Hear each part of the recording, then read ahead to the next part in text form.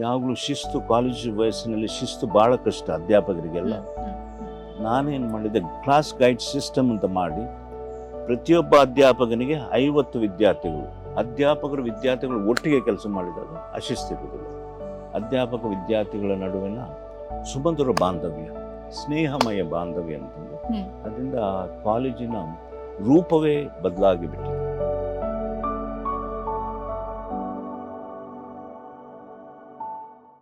ನಮಸ್ಕಾರ. ನಮ್ಮ ಟೊರೊಂಟೊ ಟಿವಿಯ ಅಂಗಸಂಸ್ಥೆಯಾಗಿರುವಂತಹ ರೇಡಿಯೋ ಶೋರೂಮ್ಗೆ ನಿಮಗೆ ಆದರದ ಸ್ವಾಗತ. ನಾನು ನಿಮ್ಮ ಆರ್ಜೆ ನಾಯನಾ.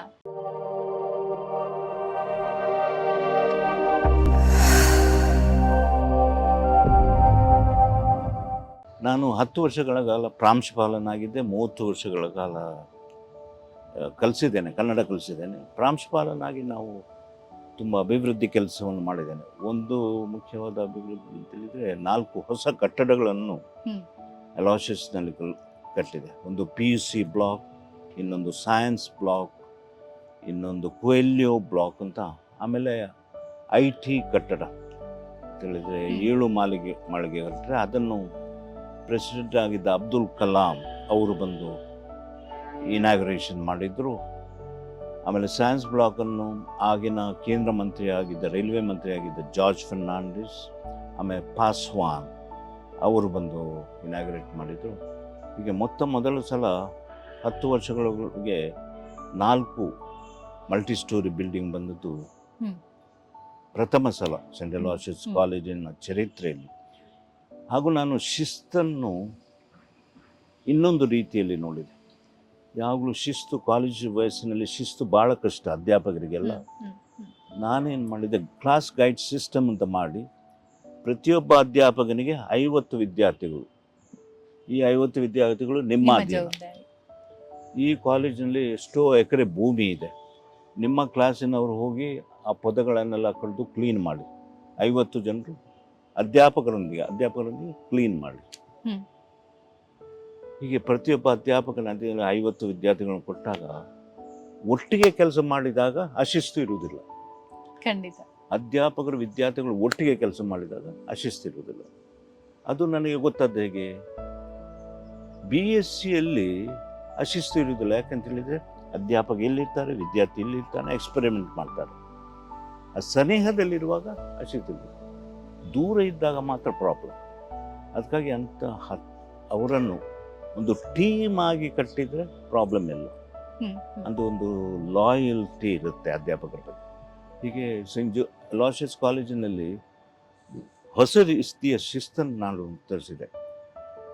ಇಲ್ಲದ್ರೆ ಯಾವಾಗಲೂ ತಿಕ್ಕಾಟ, ಅಧ್ಯಾಪಕರಿಗೆ ವಿದ್ಯಾರ್ಥಿಗಳು ತಿಕ್ಕಾಟ, ಕ್ಲಾಸ್ನಲ್ಲಿ ಗಲಾಟೆ, ಅದೆಲ್ಲ ಪೂರ್ಣ ನಿಂತು ಹೋಯಿತು. ಆಮೇಲೆ ಶಿಸ್ತನ್ನು ನೋಡಿಕೊಳ್ಳಿಕ್ಕೆ ಕೆಲವು ಅಧ್ಯಾಪಕರನ್ನೇ ನೇಮಿಸಿಬಿಟ್ಟೆ.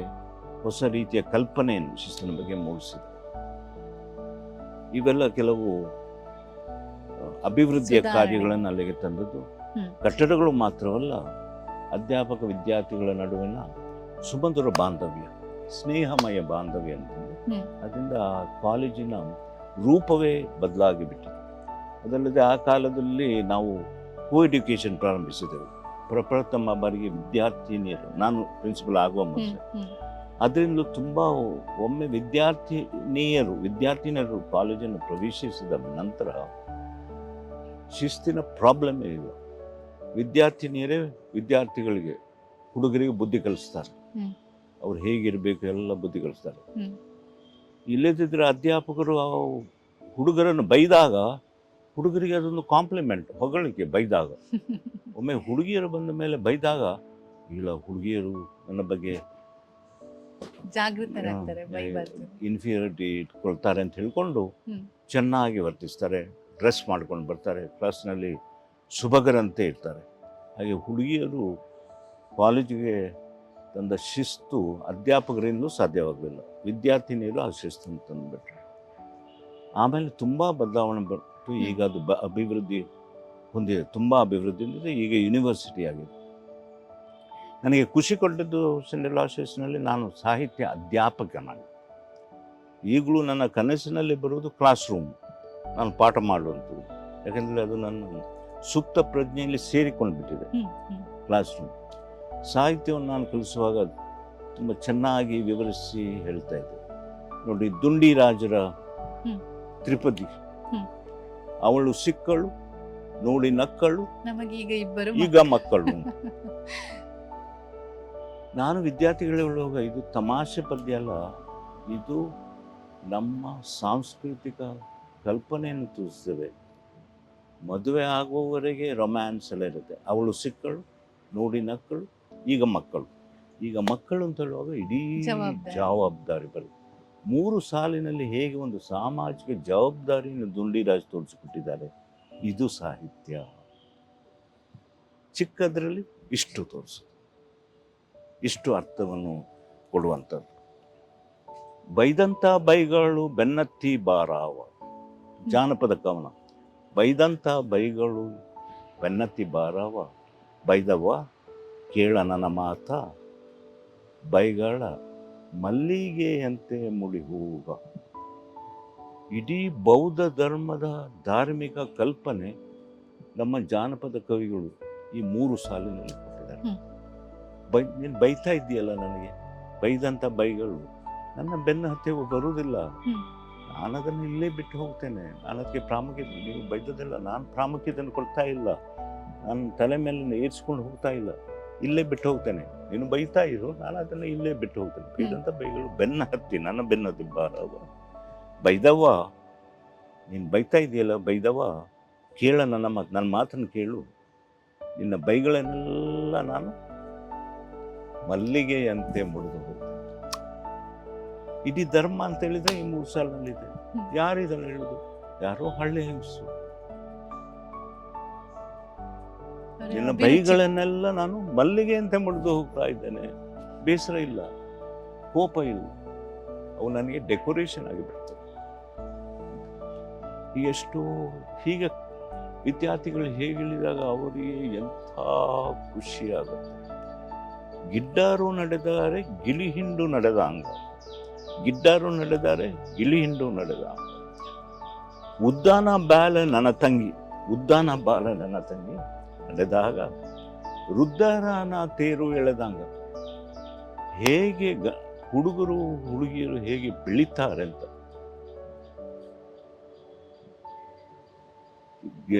ಗಿನಿ ಹಿಂಡು ನಡೆದ, ಚಿಕ್ಕ ಮಕ್ಕಳಾಗಿರುವಾಗ ಗಿನಿ ಹಿಂಡು ಕುಪ್ಪಳಿಸಿ ಅಲ್ಲಿ ಇಲ್ಲಿ ಕುಪ್ಪಳಿಸ್ತಾ ಇರುವುದು ಮಕ್ಕಳು. ಗಿಳಿ ಹಿಂಡು ನಡೆದಂಗ ಕುಪ್ಪಳಿಸ್ತಾ ಇರುವುದು. ನನ್ನ ತಂಗಿ ಈಗ ಗಿಳಿಯಂತೆ ಕುಪ್ಪಳಿಸ್ತಾ ಇಲ್ಲ. ಉದ್ದಾನ ಬಾಲೆ ನನ್ನ ತಂಗಿ, ನನ್ನ ತಂಗಿ ಉದ್ದಕ್ಕೆ ಬೆಳೆದಿದ್ದಾಳೆ. ಉದ್ದಾನ ಬಾಲೆ ನನ್ನ ತಂಗಿ ನಡೆದಾಗ ಅವಳು ಹೇಗೆ ನಡೀತಾ ಇದ್ದಾಳೆ ಬೆಳೆದ ಮೇಲೆ? ವೃದ್ಧರಾನ ತೇರು ಎಳೆದಂಗ, ಶಿವನ ತೇರು ಹೇಗೆ ಬೆಳೆದಾಗ ನಮ್ಮ ದೇಹವೇ ಬದಲಾಗಿ ಬಿಡುತ್ತೆ. ರುದ್ರನ ಶಿವನ ತೇರು ಹೋದಾಗ ಮೊದಲು ಗಿಳಿಯಾಗಿ ಕುಪ್ಪಳಿಸ್ತಾ ಇದ್ಲು, ಈಗ ಹೀಗೆ ನಡೀತಾ ಇದ್ದಾರೆ. ಇಷ್ಟೆಲ್ಲ ಹೇಳಲಿಕ್ಕೆ ಎಷ್ಟು ಸಾಲು? 3 ಸಾಲು. ಬದುಕನ್ನು ಇಡೀ ಕ್ರಿಸ್ಪ್ ಆಗಿ ಸೂಕ್ಷ್ಮವಾಗಿ ಹೇಳಿದರು. ಹೀಗೆ ನಾನು ಸಾಹಿತ್ಯದ ಬಗ್ಗೆ ಎಲ್ಲ ತುಂಬ, ಸಂಸ್ಕೃತಿಯ ಬಗ್ಗೆ, ಸಾಹಿತ್ಯದ ಬಗ್ಗೆ ಎಲ್ಲವನ್ನು ಚೆನ್ನಾಗಿ ವಿವರಿಸ್ತಾ ಇದ್ದೆ. ಪಂಪನಲ್ಲಿ ದ್ರೌಪದಿಯ ಕೋಪ, ಉಳಿದ ಎಲ್ಲ ಹೆಂಗಸರು, ಪಂಪ ಭಾರತದಲ್ಲಿ ಬರುವಂಥ ಹೆಂಗಸರು, ಅವನು ನನಗೆ ಹೊಡೆದ, ನಾನು ಹೋಗಿ ಬಾವಿಗೆ ಹಾರ್ತೇನೆ ಅಂತ. ಹೆಂಗಸರು ಜಿದ್ದು ಇಡುವುದಿಲ್ಲ, ಅವನಿಗೆ ಬುದ್ಧಿ ಕಲಿಸ್ಲಿಕ್ಕೆ ಹೋಗುವುದಿಲ್ಲ, ತಾವೇ ಹೋಗಿ ತಮಗೆ ಶಿಕ್ಷೆ ಕೊಡ್ತಾರೆ. ಬಾವಿಗೆ ಬೀಳುವುದು, ಹೊಳೆಗೆ ಹಾರುವುದು, ಬೆಂಕಿಗೆ ಬೀಳುವುದು ಎಲ್ಲ ಮಾಡಿ. ಒಬ್ಬಳು ಮಾತ್ರ ಹಾಗೆ ಮಾಡಲಿಲ್ಲ, ದ್ರೌಪದಿ. ದುಶ್ಯಾಸನ ಬಂದು ಅವಳ ಸೀರೆಯನ್ನು ಎಳೆದಾಗ ದ್ರೌಪದಿ ಏನು ಹೇಳ್ತಾಳೆ? ಮುಡಿಯ ಪಿಡಿದೆಳವನ ಮಡಿಯಿಸಿ ಅವನ ಕರುಳಿನ ಪಿನಲಿಂದ ಎನ್ನ ಮುಡಿಯಂ ಮುಡಿವೆಂ. ಕೇಳುಗಡ, ನನ್ನ ಸೀರೆ ನೆಲೆದಿದ್ದಾನಲ್ಲ, ನನ್ನ ಕೂದಲನ್ನು ಹಿಡಿದು ಬಿಡಿಸಿದಾನಲ್ಲ, ನನ್ನ ಕೂದಲನ್ನು ಹಿಡಿದು ಎಳೆದವನ ಮುಡಿಯ ಪಿಡಿದು ಎಳೆದವನ ಮಡಿಯಿಸಿ ಕೊಂದು ಅವನ ಕರುಳನ್ನು ಬಗೆದು ಈ ಜಠರವನ್ನು ತೆಗೆದು ಅದನ್ನು ಹೂವಾಗಿ ನಾನು ಮುಡಿತಾ ಇದ್ದೇನೆ ಅಂತ ದ್ರೌಪದಿ ಹೇಳ್ತಾಳೆ. ಉಳ್ದ ಹೆಂಗಸರಾಗೆ ಮಾಡಿಲ್ಲ, ಇವಳು ಒಬ್ಬಳೆ ದ್ರೌಪದಿ ನಿನಗೆ ಬುದ್ಧಿ ಕಲಿಸ್ತಾನೆ. ಇದನ್ನೆಲ್ಲ ಹುಡುಗರಿಗೆ ಹೇಳಿದಾಗ ಅವರ ಲೋಕ ದೃಷ್ಟಿಯೇ ಬದಲಾಗುತ್ತೆ. ಈ ಒಂದು ದ್ರೌಪದಿ ವಿಷಯದಿಂದ ನಾನು ಕ್ಲಾಸ್ನಲ್ಲಿದ್ದ ಹುಡುಗಿಯರಿಗೆ ಹುಡುಗಿಯ ಧೈರ್ಯ, ಹುಡುಗಿಯರು ಹೇಗಿರಬೇಕು, ಹೇಗೆ ಹೋರಾಡಬೇಕು, ಇದನ್ನೆಲ್ಲ ಹೇಳಿಕೊಟ್ಟಾಗ ಅವರಿಗೆ ಖುಷಿ ಆಗ್ತಾ ಇತ್ತು. ಅದು ಒಬ್ಬ ಫಾದರ್, ಕ್ರಿಶ್ಚಿಯನ್ ಫಾದರ್ ಈಗ ಹೇಳ್ತಾರೆ. ಆ ಕಾಲದಲ್ಲಿ ಇದರ ಅಗತ್ಯ ಕೂಡ ಇತ್ತು ಅನ್ನುವಂಥದ್ದು. ಪುರುಷ ಸಮಾಜದ ಒಂದು ಪುರುಷ ಪ್ರಧಾನ ಸಮಾಜದಲ್ಲಿ ಹುಡುಗಿಯರ ಪ್ರತಿಕ್ರಿಯೆ ಹೇಗಿರಬೇಕು, ಮಹಾಭಾರತದಲ್ಲಿ ಹೇಗೆ 2 ವರ್ಗದ ಪ್ರತಿಕ್ರಿಯೆಯನ್ನು ಕೊಟ್ಟಿದ್ದಾರೆ. ಅಂಬಾಲಿಕೆಯರೆಲ್ಲ ತಮಗೆ ತಾವೇ ಶಿಕ್ಷೆಯನ್ನು ಕೊಟ್ಟರು. ತಪ್ಪು ಒಂದು, ನನಗೆ ಶಿಕ್ಷೆ ದ್ರೌಪದಿ ಆಗ ಮಾಡಿ ಬುದ್ಧಿ ಕಲಿಸ್ತಾರೆ. ಸರಿ, APJ ಅಬ್ದುಲ್ ಕಲಾಂ ಅವರ ಜೊತೆಗೆ ಒಂದಿಷ್ಟು ಸಮಯವನ್ನ ಕಳೆಯುವಂತ ಒಂದು ಅವಕಾಶ ಇದ್ದಿತ್ತು. ಆ ಕ್ಷಣಗಳೇನಾದ್ರೂ ನೆನಪಾಗ್ತಿದೆಯಾ? ಹೌದೌದು, ನೆನಪಾಗ್ತಾ ಇದೆ. ಅವರು ಮೊದಲು ಧರ್ಮಸ್ಥಳಕ್ಕೆ ಹೋದ್ರು, ಆಮೇಲೆ ಇಲ್ಲಿಗೆ ಬಂದರು. 600 ವಿದ್ಯಾರ್ಥಿಗಳು ಜನಗಣಮನವನ್ನು ಹಾಡಲಿಕ್ಕೆ, ವಿದ್ಯಾರ್ಥಿಗಳು 600 ಮಂದಿ ಒಟ್ಟಿಗೆ ಜನಗಣಮನವನ್ನು ಹಾಡಿದರು. ಆಮೇಲೆ ಕಾಲೇಜಿನ ಗೀತೆಯನ್ನು, ಧ್ಯೇಯ ಗೀತೆಯನ್ನು ಹಾಡಿದರು. ಅವರೊಂದು 20 ನಿಮಿಷ ಭಾಷಣವನ್ನು ಕೊಟ್ಟರು. ಆಮೇಲೆ ವಿದ್ಯಾರ್ಥಿಗಳ ಹತ್ರ ಹೋಗಿ ಅವರೊಂದು ಬೆರೆತು ಅವ್ರ ಹತ್ರ ಮಾತಾಡಿ ಆಮೇಲೆ ಹೋದರು. ತುಂಬ ಮಂತ್ರಿಗಳೆಲ್ಲ ಬಂದಿದ್ದರು. ಈಗಿನ ಗೃಹ ಮಂತ್ರಿ ಪರಮೇಶ್ವರ್ ಅವರು ಬಂದಿದ್ದರು. ಅದಕ್ಕೆ ಭಾಳ ಮಹತ್ತಾದ ಘಟನೆ ಅದು. ಅವರು ಬಂದು ಆ 7 ಮಹಡಿಯ ಕಟ್ಟಡವನ್ನು ಇನಾಗ್ಯುರೇಟ್ ಮಾಡಿದ್ರು ಆ ದಿನ. ಹಾಗೆ ಎಷ್ಟೋ ಜನರು ಬರ್ತಾ ಇದ್ರು, ಮಂತ್ರಿಗಳು, ಕೇಂದ್ರ ಮಂತ್ರಿಗಳೆಲ್ಲ ಬರ್ತಾ ಇದ್ರು. ಸರ್, ಸಾಹಿತ್ಯದ ವಿಚಾರಕ್ಕೆ ಬರೋದಾದ್ರೆ ಕನ್ನಡ ಸಾಹಿತ್ಯ ಅನ್ನುವಂಥದ್ದು ಎಷ್ಟು ಶ್ರೀಮಂತವಾಗಿದೆ, ಒಂದಿಷ್ಟು ಲೈನಲ್ಲಿ ಶಾರ್ಟ್ ಅಂಡ್ ಸ್ವೀಟ್ ಆಗಿ ಹೇಳೋದಾದ್ರೆ? ಕನ್ನಡ ಸಾಹಿತ್ಯ 1ನೇ ಶತಮಾನದಿಂದ ಪ್ರಾರಂಭ ಆಗಿದೆ. ಇಂಗ್ಲೀಷ್ ಆಗಿ ಇರಲೇ ಇಲ್ಲ. ಈಗ ಇಂಗ್ಲೀಷು ತುಂಬ ದೃಢವಾದ ಭಾಷೆ ಆಗಿ ಬೆಳೀತಾ ಇದೆ. ಕನ್ನಡ ಭಾಷೆ ಶಾಸನಗಳಿಂದ ಪ್ರಾರಂಭ ಆಯಿತು 1ನೇ ಶತಮಾನದಲ್ಲಿ. ಆಮೇಲೆ 9ನೇ ಶತಮಾನದಲ್ಲಿ ಪಂಪ, ಆಮೇಲೆ ವಚನ ಸಾಹಿತ್ಯ ತುಂಬ ಶ್ರೀಮಂತವಾಗಿ ಬೆಳೆದಿದೆ. ಅದು ಒಂದು ಭಾಷೆ ಬೆಳಿಬೇಕಾದ್ರೆ ಅದು ತಿಂತಾ ಇರಬೇಕು. ಇಂಗ್ಲೀಷ್ ಭಾಷೆ ಹಾಗೆ ಇವತ್ತು ಶ್ರೀಮಂತ ಆಗಿದೆ. ಅದು ಈ ಭಾಷೆಯಿಂದ ತೆಗೆಯುತ್ತದೆ, ತಿಂತಾ ಇದೆ. ಈ ಭಾಷೆಯಿಂದ ತಿಂಡಿ ಬಾಕನಂತೆ ಭಾಷೆ ತಿಂತಾ ಇರಬೇಕು. ಇಂಗ್ಲೀಷ್ ಭಾಷೆಗೆ ಈ ಮಡಿ ಇಲ್ಲ, ಶುದ್ಧ ಅಶುದ್ಧ. ಜಾತಿ ಪದ್ಧತಿಯಲ್ಲಿ ಮಡಿ ಇದೆ. ಮಡಿ, ಇದು ಮಡಿ, ಇದು ಶುದ್ಧ, ಇದು ಅಶುದ್ಧ. ಭಾಷೆಯಲ್ಲಿ ಶುದ್ಧ ಅಶುದ್ಧ ಇಲ್ಲ. ಎಲ್ಲಿಂದ ಸಿಗುತ್ತೆ? 4 ದಿಕ್ಕಿನಿಂದ ಪದಗಳನ್ನು ತಿಂತಾ ಇರಬೇಕು. ಪ್ರತಿ ವರ್ಷ ಇಂಗ್ಲೀಷು ಭಾರತದ ಭಾಷೆಗಳಿಂದ ಇಷ್ಟು ಪದಗಳನ್ನು ಒಫಿಷಿಯಲ್ ಆಗಿ ಸ್ವೀಕರಿಸ್ತಾ ಇದೆ. ನಾಚಿಕೆ ಇಲ್ಲ, ಅದರಲ್ಲಿ ನಾಚಿಕೆ ಇಲ್ಲ. ಮಡಿ ಮೈಲಿಗೆ ಇಲ್ಲ. ಮಡಿ ನಮ್ಮಲ್ಲಿ ಏನಾಗಿದೆ, ಪ್ರತಿಯೊಂದಕ್ಕೂ ಮಡಿ ಮೈಲಿಗೆ ಇದ್ದ ಕಾರಣ ಸಂಸ್ಕೃತ ಸತ್ತೋಯಿತು. ಸಂಸ್ಕೃತ ಎಷ್ಟು ಜನ ಮಾತಾಡ್ತಾರೆ? ಯಾಕೆಂತ ಹೇಳಿದ್ರೆ ಮಡಿ ಮೈಲಿಗೆ, ಇತರ ಭಾಷೆಗಳಿಂದ ಸ್ವೀಕರಿಸಬಾರ್ದು ಅಂತ. ಇದು ನಿಂತ ನೀರಾಗಬಾರ್ದು, ಹರಿಯುವ ಪಯಸ್ವಿನಿಯ ನೀರಾಗಬೇಕು. ಭಾಷೆ ಪಯಸ್ವಿನಿಯ ನೀರಾಗಿ ಹರಿತಾ ಇರುವಾಗ ಭಾಷೆ ಬೆಳೀತದೆ, ದಷ್ಟಪುಷ್ಟವಾಗಿ ಬೆಳೀತಾ ಇದೆ. ಹೊಸ ಹೊಸ ಪದಗಳು. ಕನ್ನಡ ಸಂಸ್ಕೃತದಿಂದ ಪದಗಳನ್ನು ಸ್ವೀಕರಿಸಿತು, ಉರ್ದುವಿನಿಂದ ಪದಗಳನ್ನು ಸ್ವೀಕರಿಸಿತು, ತಮಿಳಿನಿಂದ ಪದಗಳನ್ನು ಸ್ವೀಕರಿಸಿತು. ಅದೇ ರೀತಿ ತನ್ನ ಪದಗಳನ್ನು ಬೇರೆಯವರಿಗೆ ಕೊಟ್ಟಿದೆ. ಕೊಂಕಣಿಗೆ ಕೊಟ್ಟಿದೆ, ತುಳು ಭಾಷೆಗೆ ಕನ್ನಡ ಪದಗಳು ಸಿಗ್ತಾ ಇದೆ. ಭಾಷೆಗಳಲ್ಲಿ ಹುಡುಕೊಳ್ಳುವಿಕೆ ಸದಾ ನಿತ್ಯ ಆಗಿರಬೇಕು. ನಮ್ಮ ಭಾಷೆ, ಕನ್ನಡ ಭಾಷೆ ದೃಢ ಭಾಷೆಯಾಗಿ ಬೆಳಿಬೇಕಾದ್ರೆ ತಿಂತಾ ಇರಬೇಕು, ಬಕ ಅಂತ ತಿಂತಾ ಇರಬೇಕು ಇತರ ಭಾಷೆಗಳು. ಈಗ ಸೈನ್ಸ್ನಲ್ಲಿ ಹೊಸ ಹೊಸ ಪದಗಳು ಬೇಕು ನಮಗೆ.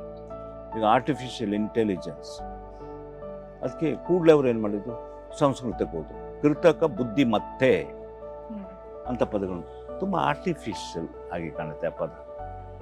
ಕೃತಕ ಬುದ್ಧಿಮತ್ತೆ, ಆರ್ಟಿಫಿಷಿಯಲ್. ಅದಕ್ಕೆ ಬೇರೆ ಯಾವುದಾದ್ರೂ ಕನ್ನಡದ್ದೇ ಆದ ಪದಗಳನ್ನು ನಾವು ಹುಟ್ಟಿಸ್ಬೇಕು, ಕಾಯಿನ್ ಮಾಡಬೇಕು, ರೂಪಿಸ್ಕೊಳ್ಬೇಕು. ಅಂಥ ಕೆಲಸ ಆಗ್ತಾ ಇಲ್ಲ ಕನ್ನಡದಲ್ಲಿ. ಹೊಸ ವಿಜ್ಞಾನದ ಆವಿಷ್ಕಾರಗಳಿಗೆ ಕನ್ನಡದೇ ಆದ ಪದಗಳನ್ನು ಜೋಡಿಸಿ ಮಾಡಬಹುದು.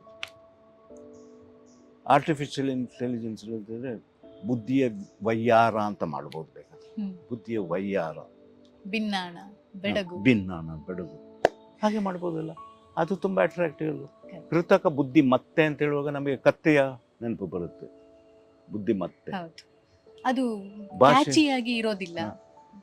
ನಾವು ಬಾಯಿಗೆ ಬಂದ್ಬಿಡ್ಬೇಕು ಆ ಪದ ಅನ್ನುವಂಥದ್ದು ಬಹಳ ಸುಲಭವಾಗಿ, ಸುಲಲಿತವಾಗಿ. ನೀವೇ ಹೇಳಿದಾಗೆ ಭಾಷೆ ಭಿನ್ನಾಣ, ವೈಖರಿ, ಬೆಡಗು, ಅದೇ ರೀತಿ ಬುದ್ಧಿಯ ವೈಖರಿ, ಬುದ್ಧಿಯ ಭಿನ್ನಾಣ, ಬುದ್ಧಿಯ ವಯ್ಯಾರ ಅಂತ ಪದಗಳನ್ನು ಬಳಸಿ.